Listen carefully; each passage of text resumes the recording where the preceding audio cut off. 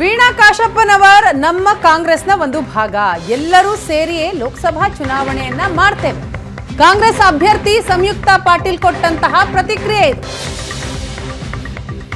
ವೀಣಾ ಹಾಗೂ ನಾವು ಸೇರಿಯೇ ಚುನಾವಣೆಯನ್ನ ಎದುರಿಸ್ತೇವೆ. ವಿಜಯಾನಂದ ಕಾಶಪ್ಪನವರ್ ಹಾಗೂ ವೀಣಾ ಕಾಶಪ್ಪನವರ್ ಒಂದೇ ದೇಹದ ಎರಡು ಭಾಗ ಇದ್ದ ಹಾಗೆ. ಒಂದು ಭಾಗ ಬಂದ್ರೆ ಇನ್ನೊಂದು ಭಾಗ ಬಂದೇ ಬರುತ್ತೆ ಅನ್ನೋ ವಿಶ್ವಾಸ ಇದೆ ಅಂತ ಆತ್ಮವಿಶ್ವಾಸದ ಮಾತುಗಳನ್ನಾಡಿದ್ದಾರೆ ಕಾಂಗ್ರೆಸ್ ಅಭ್ಯರ್ಥಿ ಸಂಯುಕ್ತಾ ಪಾಟೀಲ್. ಬಾಗಲಕೋಟೆ ಲೋಕಸಭಾ ಮತಕ್ಷೇತ್ರದಿಂದ ಅಧಿಕೃತ ಕೈ ಅಭ್ಯರ್ಥಿಯಾಗಿ ಸಂಯುಕ್ತಾ ಪಾಟೀಲ್ ಅವರು ಘೋಷಣೆಯಾಗೋದ್ರ ಜೊತೆಗೆ ಇವತ್ತಿನ ದಿವಸ ಬಿರುಸಿನ ಪ್ರಚಾರಕ್ಕೂ ಕೂಡ ಅವರು ಮುಂದಾಗಿರುವಂಥದ್ದು. ಇವುಗಳ ಮಧ್ಯೆ ಟಿಕೆಟ್ ವಂಚಿತರಾಗಿರ್ತಕ್ಕಂಥ ವೀಣಾ ಕಾಶಪ್ಪನವರು ಇಂದು ಮತ್ತೆ ಸಭೆಯನ್ನು ಕರೆದಿರುವಂಥದ್ದು. ಕಾರ್ಯಕರ್ತರ ಜೊತೆಗೆ ಚರ್ಚಿಸಿ ಏನಂತ ಮುಂದಿನ ನಡೆಯನ್ನು ನಿರ್ಧರಿಸ್ತೇವೆ ಅನ್ನೋಂಥ ಮಾತನ್ನು ಹೇಳಿದ್ದಾರೆ. ಈ ಬಗ್ಗೆ ಸ್ವತಃ ಮಾತನಾಡಲಿಕ್ಕೆ ಈಗ ನಮ್ಮ ಜೊತೆಗೆ ಕಾಂಗ್ರೆಸ್ನ ಅಧಿಕೃತ ಅಭ್ಯರ್ಥಿಗಳಾಗಿರ್ತಕ್ಕಂಥ ಸಂಯುಕ್ತಾ ಪಾಟೀಲ್ ಅವರಿದ್ದಾರೆ. ಈ ಬಗ್ಗೆ ಅವ್ರು ಏನು ಹೇಳ್ತಾರೆ ಅಂತ ನಾವು ಅವರಿಗೆ ಕೇಳೋಣ. ಮೇಡಮ್, ಇವತ್ತಿನ ದಿವಸ ವೀಣಾ ಕಾಶಪ್ಪ ಅವರು ಮತ್ತೊಂದು ಸಭೆ ಕರೆದಿದ್ದಾರೆ, ಅದಕ್ಕೆ ತಾವೇನು ಹೇಳ್ತೀವಿ? ಸರ್, ನಾನು ಇವಾಗಲೇ ಹೇಳ್ದಂಗೆ ಅವರು ಕೂಡ ಕಾಂಗ್ರೆಸ್ ಪಕ್ಷದ ಒಂದು ಭಾಗ. ನಾವು ಎಲ್ಲರೂ ಕೂಡ ಒಟ್ಟಿಗೆ ಈ ಚುನಾವಣೆಯನ್ನು ಎದುರಿಸ್ತೀವಿ ಅನ್ನೋಂಥ ಪೂರ್ಣ ಭರವಸೆ ನನಗಿದೆ. ನೀವು ಸ್ವಲ್ಪ ಇದು ಕಾಯ್ದರೆ 100% ನಾವು ಈ ಎಲೆಕ್ಷನ್ನ ಒಟ್ಟಿಗೆ ಎದುರಿಸ್ತೀವಿ ಅನ್ನೋಂಥ ನನಗೆ ಭರವಸೆ ಇದೆ ಸರ್. ಮೇಡಮ್, ಎಲ್ಲೊಂದು ಕಡೆ ಅವರ ಪತಿ ಈಗಾಗಲೇ ನಿಮ್ಮ ತಂದೆಯವ್ರ ಜೊತೆ ಪ್ರಚಾರ ಕೇಳಿರುವಂಥದ್ದು ಮಾಡ್ತಾ ಇರುವಂಥದ್ದು. ಈ ಮಧ್ಯೆ ಅವ್ರು ಹೋದರೂ ಸಹ ನಾವು ಹೋಗಲ್ಲ ಅನ್ನುವಂಥ ಒಂದು ವಿಚಾರವನ್ನು ಅವ್ರು ವ್ಯಕ್ತಪಡಿಸ್ತಾ ಇದ್ದಾರೆ. ಅವ್ರನ್ನ ಏನಾದರೂ ಮತ್ತೆ ಸಂಪರ್ಕ ಮಾಡುವಂಥದ್ದು ಈಗೆಲ್ಲರೂ ಸೇರಿ ವೀಣಾ ಕಾಶಪ್ಪನವರು? ಡೆಫಿನೆಟ್ಲಿ ಸರ್, ನಮ್ಮ ಪಕ್ಷದ ಎಲ್ಲ ಕಾರ್ಯಕರ್ತರು ವರಿಷ್ಠರು ಅವ್ರ ಜೊತೆ ನಾವು ಸಂಪರ್ಕದಲ್ಲಿದ್ದೀವಿ. ಆದರೆ ನಮ್ಮದೇನು ಅಂತಂದರೆ, ಈಗ ನೋಡಿ ಸರ್, ಅಣ್ಣ ಮತ್ತು ಅಕ್ಕ ಒಂದೇ ದೇಹದ ಎರಡು ಭಾಗ. ಒಂದು ಭಾಗ ಬಂದರೆ ಇನ್ನೇನು ಬಂದೇ ಬರುತ್ತೆ ಅಂತ ನನಗೆ ಪೂರ್ಣ ಭರವಸೆ ಇದೆ. ಮೇಡಮ್, ನಿನ್ನೆ ದಿವಸ ಹರ್ಷಗೌಡ ಅವರು BJP ಸೇರಿರುವಂಥದ್ದು ತಮ್ಮ ಸಹೋದರ ಆಗಬೇಕು, ಇದು ಏನಾದರೂ ತೊಂದರೆ ಆಗುತ್ತಾ ಅಥವಾ ಏನಾಗಲ್ಲ ಅನ್ನೋ ಎಫೆಕ್ಟ್? ಇಲ್ಲ ಸರ್, ಎರಡು ಮಾತಿದ್ರಲ್ಲಿ. ಒಂದೇದೇನು ಅಂತಂದರೆ, ಅವರು ಆ ಪಕ್ಷದಲ್ಲಿ ಗುರುತಿಸ್ಕೊಂಡು ಸುಮಾರು ಸಮಯ ಆಗಿದೆ. ಅದು ನಿಮಗೆ ಈಗ ಗೊತ್ತಾಗಿರ್ಬೋದು, ಆದರೆ ಅದು ಸುಮಾರು ಸಮಯದಿಂದನೇ ಅವರು ಪಕ್ಷದ ಸಂಘಟನೆಯಲ್ಲಿ ಹಾಗೂ ಅಲ್ಲಿರುವಂತಹ ಅವರ ಒಂದು ಬೇರೆ ಬೇರೆ ಸಂಘಟನೆಯ ಒಂದು ಭಾಗಿಯಾಗಿ ಅವ್ರು ಕೆಲಸ ಮಾಡಿದ್ದಾರೆ ಈಗಾಗಲೇ.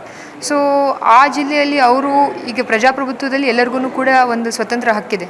ನೀವು ಯಾವ ಪಕ್ಷದಲ್ಲಿ ನೀವು ಗುರುತಿಸ್ಕೊತೀರಿ ಅಂತ ಅವ್ರು ನನಗೆ ಕೇಳ್ತಕ್ಕದಲ್ಲ. ನಾನು ಯಾಕೆ ಕಾಂಗ್ರೆಸ್ ಪಕ್ಷವನ್ನು ಆಯ್ಕೆ ಮಾಡ್ಕೊಂಡೆ ಅಂತ. ನಾನು ಅವ್ರಿಗೆ ಕೇಳ್ತಕ್ಕದಲ್ಲ ಅವ್ರು ಯಾಕೆ BJP ಪಕ್ಷವನ್ನು ಆಯ್ಕೆ. ಯಾವ ಸಂಘಟನೆಯಲ್ಲಿ ಗುರುತಿಸ್ಕೊಂಡಿರ್ತಾರೆ ಅವರು ಮೊದಲು? ಅವರೆಲ್ಲ ಈಗ RSS ಅಲ್ಲಿ ಅವ್ರು ಗುರುತಿಸ್ಕೊಂಡಿದ್ದಾರೆ. ಅವರು ಮತ್ತು ಬೇರೆ ಬೇರೆ ಸಂಘಟನೆಯಲ್ಲೂ ಗುರುತಿಸ್ಕೊಂಡಿದ್ದಾರೆ. ಮತ್ತು ಅದ್ರ ಜೊತೆಗೆ ಪಕ್ಷದ ಸಂಘಟನೆಯಲ್ಲೂ ಅವ್ರು ಗುರುತಿಸ್ಕೊಂಡಿದ್ದಾರೆ ಮೊದಲು.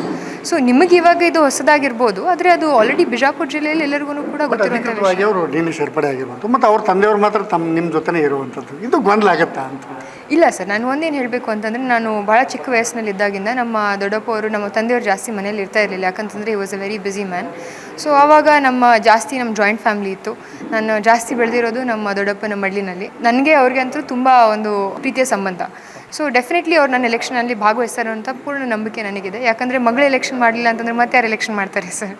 ಸೊ ಅದಕ್ಕೆ ದಟ್ ಈಸ್ ನಮ್ಮ ಪರ್ಸ್ನಲ್ ಅಂಡರ್ಸ್ಟ್ಯಾಂಡಿಂಗ್ ಅದು. ಆದರೆ ಅಣ್ಣ ಯಾವತ್ತಿದ್ರೂ ಕೂಡ ಅಲ್ಲಿ ಗುರುತಿಸ್ಕೊಂಡಿದ್ದಾರೆ. I wish him all the very best of luck. ಆದರೆ ನಾನು ಮಾತ್ರ ಕಾಂಗ್ರೆಸ್ ಪಕ್ಷದ ನಿಷ್ಠಾವಂತ ಕಾರ್ಯಕರ್ತೆ. ನಮ್ಮ ಪಕ್ಷದ ಗೆಲುವು ನಿಶ್ಚಿತ. ಮೇಡಮ್, ಈಗ ತಮ್ಮ ಪ್ರಚಾರ ಯಾವ ರೀತಿ ಇದೆ? ಜಿಲ್ಲೆಯಾದ್ಯಂತ ಓಡಾಡ್ತಾ ಇದ್ರಿ, ತಮಗೆ ರೆಸ್ಪಾನ್ಸ್ ಯಾವ ರೀತಿ ಇದೆ? ಏನು ಜಿಲ್ಲೆಯಾದ್ಯಂತ ರೆಸ್ಪಾನ್ಸ್ ತುಂಬ ಒಳ್ಳೆಯದಿದೆ ಸರ್. ಯಾಕಂತಂದರೆ ಇಲ್ಲಿ ಜನ ಬದಲಾವಣೆಯನ್ನು ಬಯಸ್ತಾ ಇದ್ದಾರೆ, ಅಭಿವೃದ್ಧಿಯನ್ನು ಬಯಸ್ತಾ ಇದ್ದಾರೆ, ಒಂದು ಉಜ್ವಲವಾಗಿರುವಂಥ ಭವಿಷ್ಯವನ್ನು ಬಯಸ್ತಾ ಇದ್ದಾರೆ.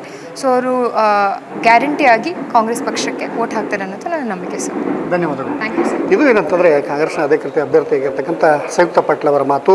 ಬಾಗಲಕೋಟೆಯಿಂದ ಕ್ಯಾಮರಾಮನ್ ಸೈಯದ್ ನಂದರ್ ಜೊತೆ ಮಲ್ಲಿಕಾರ್ಜುನ ಸುಮನಿ, ಏಷ್ಯಾನೆಟ್ ಸೋಲ್ ನ್ಯೂಸ್ಗಾಗಿ.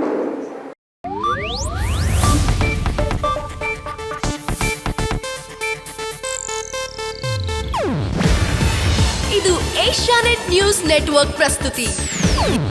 ನೀವು ನೋಡ್ತಿದ್ದೀರಾ ಏಷ್ಯಾನೆಟ್ ಸುವರ್ಣ ನ್ಯೂಸ್.